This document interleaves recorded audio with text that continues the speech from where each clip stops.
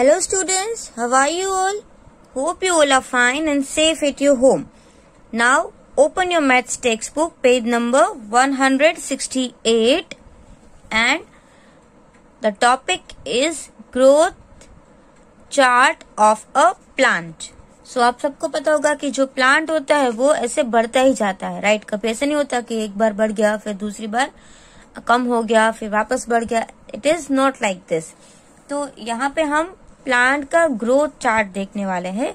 So here Amit सोड a few seeds of moong dal in the ground.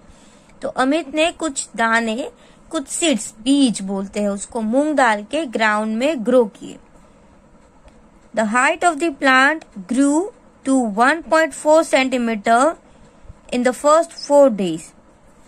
तो जब पहले दिन तो 0 ही होता है, वो तो बढ़ता नहीं है. फिर 4th डे आया ना तो वो 1.4 सेंटीमीटर हो गया. जैसे वो स्केल में छोटे छोटे मेजर होते हैं ना, हमारा ये फिंगर टिप जितना, तो वो 1.4 हो गया सेंटीमीटर में, राइट? एक सिर्फ 4 दिन में. After that it started growing faster. और 4 दिन के बाद तो बहुत ही जल्दी से बढ़ने लगे. Amit measured the height of plant after every 4 days and put a dot on the chart.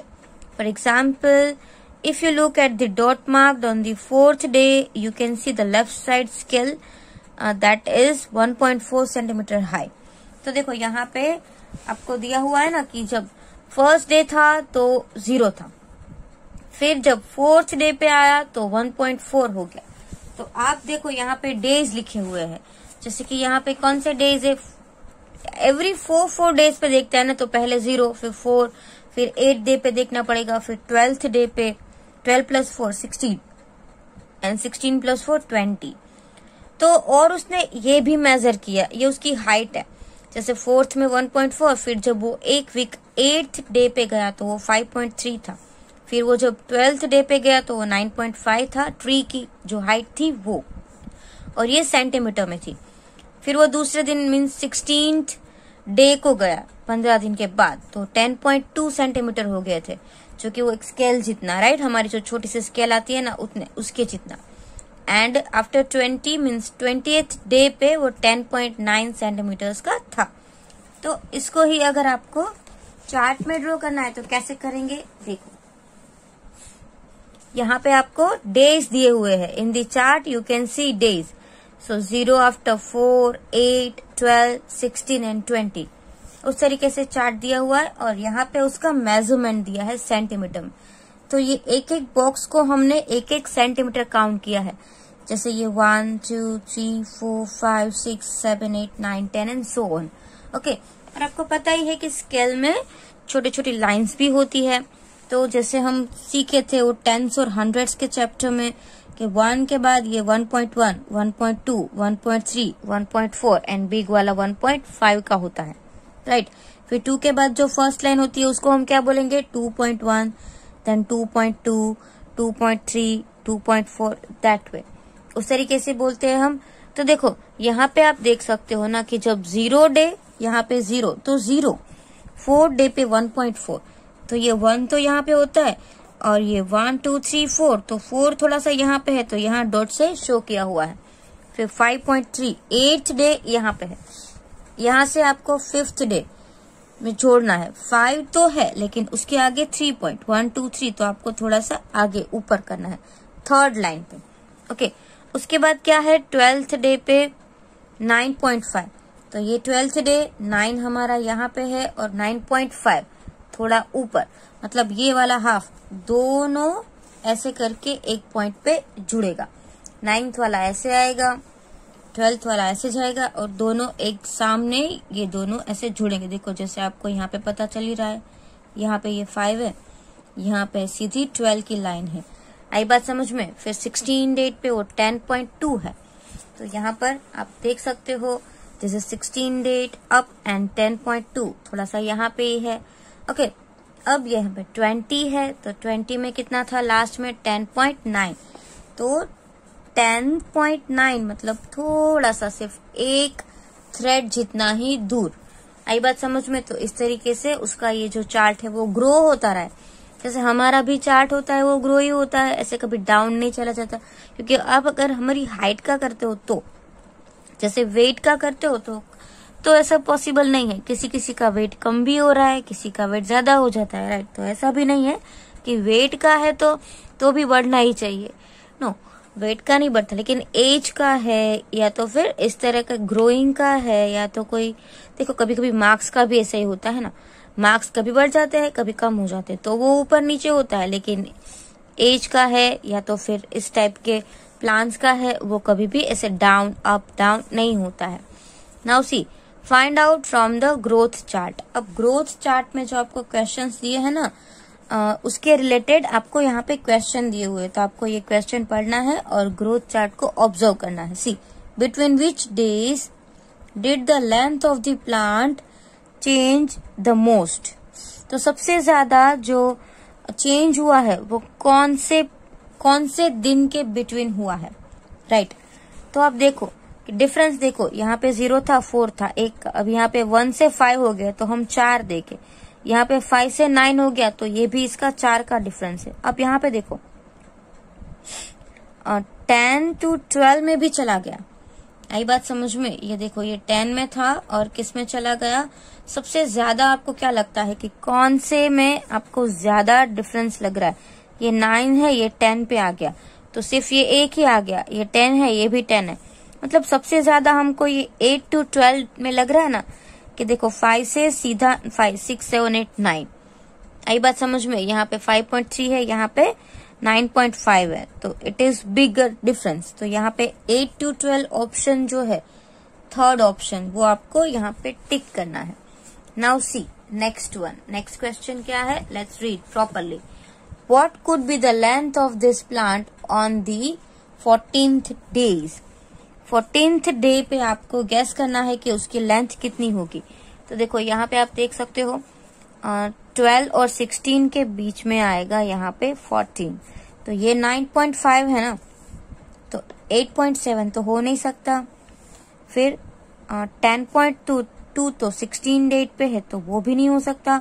अभी देखो 10.5 है, वो कभी 14 पे बढ़ेगा नहीं, बढ़ेगा ना। 10.5 अगर 14 डेट को है तो 16 डेट को क्या 10.2 हो जाएगा, नहीं हो जाएगा। 8.7 भी नहीं आएगा, क्यों नहीं आएगा, क्योंकि 8 जो 12th डेट पे अगर वो 12th डे पे अगर वो 9.5 का है, तो क्या 14 पे वो 8.7 का हो जाएगा, नहीं। तो देखिए ये भी बढ़ रहा है, ये तो 16 डेट का है, तो उसकी हम अगर लेंथ गैस करें तो कितनी हो सकती है, 9.9 ही हो सकती है। Now see the next one, will the plant keep growing all the time. क्या प्लांट है वो ऑल द टाइम ग्रोइंग करेगा। What will be its length of the 100th day, make a gas. अब देखो क्या ऐसा है कि ऑलवेज प्लांट ग्रो ही करता रहेगा, नहीं। कुछ स्टेज पे आके वो ग्रो करना स्टॉप हो जाता है, जैसे हमारी तरह। आपके जो मदर फादर है वो क्या अभी बढ़ते ही जा रहे, ऐसा तो नहीं है। कुछ एज के बाद वो हमारी हाइट है वो बंद हो जाती है, राइट। जैसे कि यहाँ पे प्लांट भी ऐसे ही होता है। प्लांट में आप देखो कि कोई ट्रीज है वो बहुत बड़ा हो गया, तो क्या वो बढ़ता ही गया, फिर क्या वो ऐसे बहुत ऊंचा चला गया, ऐसा तो नहीं होता। जो उसकी स्टैंडर्ड हाइट है वहां तक ही वो बढ़ता है, फिर वो बढ़ना स्टॉप हो जाता है, अंडरस्टैंड। तो इसकी जो लेंथ है वो आपको लिखना है कि ऐसा हो सकता है, तो यहाँ पे हम क्या लिखेंगे, no. And what will be its height, what will be its length of the 100th day. अगर 100 दिन तक ये रहेगा तो आप क्या कर सकते हो, आपको क्या लगता है कि उसकी हाइट कितनी होनी चाहिए। तो वो 20 दिन में तो कितने का हो गया है, 10.9 का हो गया है, राइट। तो अभी शायद हम सोचे तो डबल हो सकता है, राइट। बट 100 दिन तक वो बढ़ता ही चला गया, ऐसा नहीं हो सकता। तो मैं यहाँ पे नो लिख रही हूँ, और हम गेस क्या करेंगे कि length would be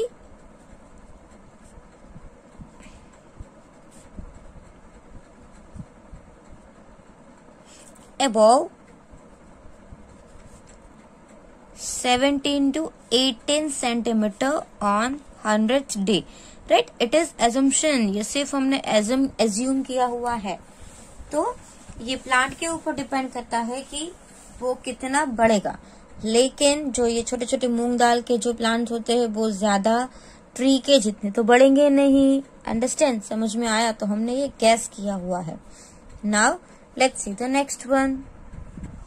now your 12th chapter is also completed in your textbook, so still we have time, so let's start chapter number 13 because you don't have litho right now. Okay, आपके पास अभी litho है नहीं, तो जब भी आपका litho आ जाएगा तो हम उसको वापस रिवाइज करेंगे। जितने भी चैप्टर्स आपको बाकी है वो सब आपको लिथो में मैं बाद में करवा दूंगी।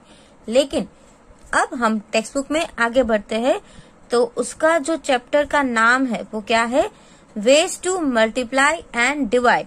So this is very easy chapter. आपको ऑलरेडी ये मल्टीप्लीकेशन और डिवीजन आ चुके हैं। ओके, लेकिन थोड़ी सी मेथड जो है ना वो डिफरेंस, थोड़ी मेथड में डिफरेंस है, ज्यादा डिफरेंस नहीं है। तो देखो यहाँ पे कौन है? Maniratnam the cashier. यहाँ पे जो भाई बैठे हैं ना उसका नाम क्या है? मणिरत्नम, और ये एक कैशियर है। See, Maniratnam is the cashier of king Jayan. His job is to find out the salary of all people who work for the king. और उसका काम क्या है? कि सबकी सैलरी फाइंड करना, मतलब सबको सैलरी देना। The chart shows how much salary each person gets in a day. और वो पूरे दिन किसको कितनी सैलरी मिलेगी वो काउंट करता है और देता है। तो देखो, मिनिस्टर जो है उसकी एक दिन की सैलरी है 195। फिर हॉर्स राइडर जो है उसकी सैलरी 76 रुपीज है। फिर जो कुक होते हैं उसकी सैलरी 65 रुपीज है एक दिन का। ओके, अब यहाँ पे देखो, Maniratnam wanted to calculate the salary of the cook for the month of January. तो जनवरी के मंथ के लिए वो कुक की सैलरी काउंट करना चाहता था। तो देखो, इस टाइप के सम्स आपको ऑलरेडी फोर्थ में आ गए हैं, राइट? तो उसने क्या किया, कुक की एक दिन की सैलरी कितनी है? 65 रुपीज, है ना? और जनवरी में कितने दिन होते हैं? 31 days. In January we can say 31 days. सो क्या करना है? 16 और 31 का मल्टीप्लाई तो करना है। तो आपको ऐसा लगेगा कि ये तो बहुत इजी है, हम उसको ऐसे भी कर सकते हैं, 61 मल्टीप्लाई बाय 31। लेकिन कैशियर ने कुछ अलग मेथड से किया हुआ है जो आप यहाँ पे देख सकते हो। तो सी, ये बॉक्स मेथड फोर्थ में आपको आई थी ना, आपको याद है ये बॉक्स मेथड कैसे थी? तो बहुत ही इजी है। I will show you how to do this. So I will tell you how to do this in notebook, right? तो यहाँ पे तो ऑलरेडी ये लिखा हुआ है, बट मैं आपको इसको नोटबुक में करके समझाऊंगी।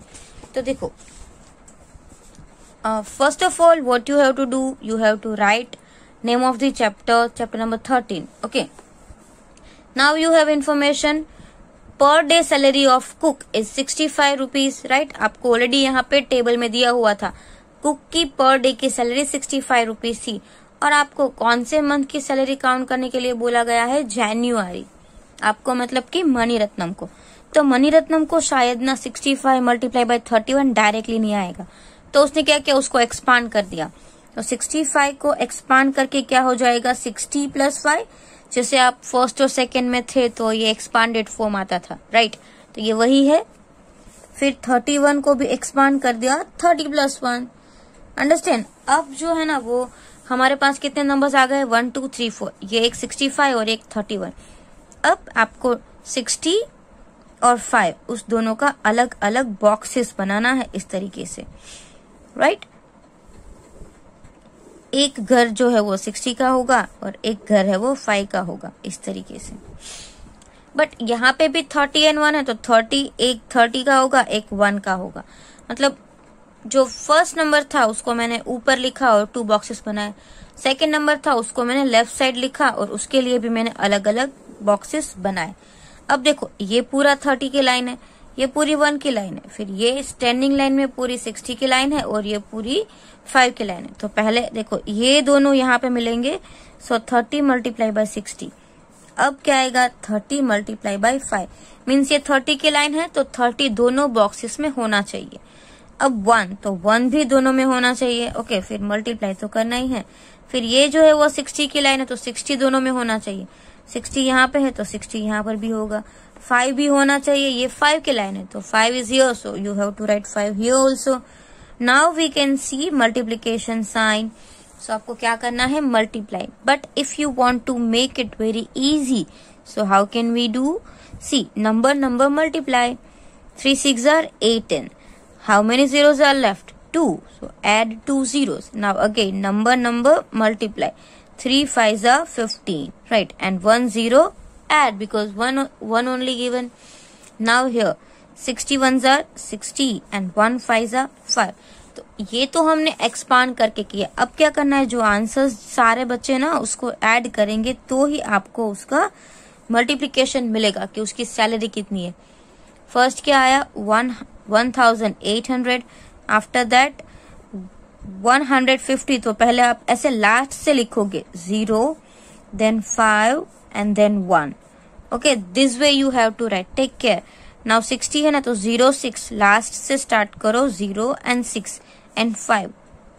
This way.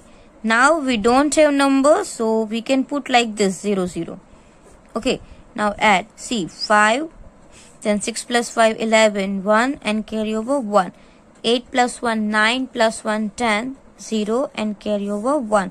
And 1 plus 1, 2. Understand? So what is the answer? Cook की जनवरी मंथ की सैलरी कितनी आई? 2015 रुपीज. आई बात समझ में? तो आपको भी यहाँ पे वही तो करना था. देखो ये सारे नंबर्स, तो अगर आप इसको ऐड करोगे तो कितना आ जाएगा? 2015. अंडरस्टैंड? अब Maniratnam's daughter Bela has learned another method. तो मणिरत्नम की बेटी थी ना, उसने कुछ अलग से मेथड निकाली. देखो, एक तो ये मणिरत्नम ने बॉक्सेस करके एक्सपांड करके किया. नाउ लेट्स सी उसकी बेटी ने कौन सी मेथड अपनाई. She wrote like this and showed it to Bhanu her brother. तो उसने इस तरीके से किया.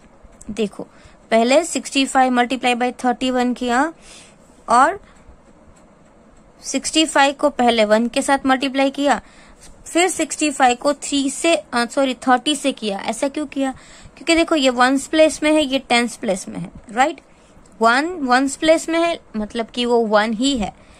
3 है वो 10s प्लेस में है, मीन्स क्या ये 3 है? नहीं, 3 क्या है? 30 है, because it is in 10s place.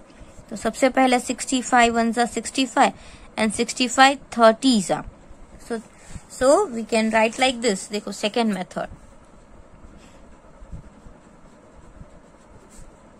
सबसे पहले तो हमको 2 नंबर्स पता ही है, 65 मल्टीप्लाई बाय 31. अब हमको तो पता ही है कि 65 को ही मल्टीप्लाई करना है. ये 1s प्लेस में है तो पहले हम 1s प्लेस से करेंगे. अब वापस सेकेंड लाइन में 65 को 3 दिया हुआ है, लेकिन 3 से हम नहीं करेंगे. 3 is not 3, 3 is 30. अंडरस्टैंड? तो यहाँ पे ये हो गया. Now see 65 1s are 65. ये तो बहुत ही इजी हो गया. फिर 1 0 is here, तो आपको सबसे पहले 0 एक ऐड कर देना है. अब आप 65 मल्टीप्लाई बाय 3 करो सिर्फ. So here we can do 5 3s are 15, carry over 1 and 3 6s are 18 plus 1 19. यहाँ पे 0 0 कर देते हैं. तो 5 6 plus 5 11 1 carry over 1. 9 plus 1 10 carry over 1 and 1 plus 1 2. Understand? हो गया ना कमाल? ये भी बहुत ही इजी है. आपको अगर वर्टिकली ऐसे आपको वर्टिकली भी आना चाहिए और हॉरिजॉन्टली भी आना चाहिए, दोनों. जैसे यहाँ पे देखो ऐसे स्लीपिंग लाइन में मल्टीप्लिकेशन था तो पहले 0 ऐड कर दिया, फिर 3 5s are 15 कैरी ओवर 1. तो ऐसे नहीं है कि आप सीधा लिखो बाद में करो. ओके, आपको ऐसे स्लीपिंग में है तो भी आना चाहिए, तो आपको इस तरीके से सीख लेना है. दोनों मेथड है, दोनों मेथड राइट है. Okay, both methods are right. It's different way different है, but method is same. Means उसका कंसेप्ट और उसका आंसर तो सेम ही है. ओके, सिर्फ उसने अपना जो मेथड था, अपना जो लिखने का तरीका था वो अलग यूज किया. आंसर तो दोनों का राइट है.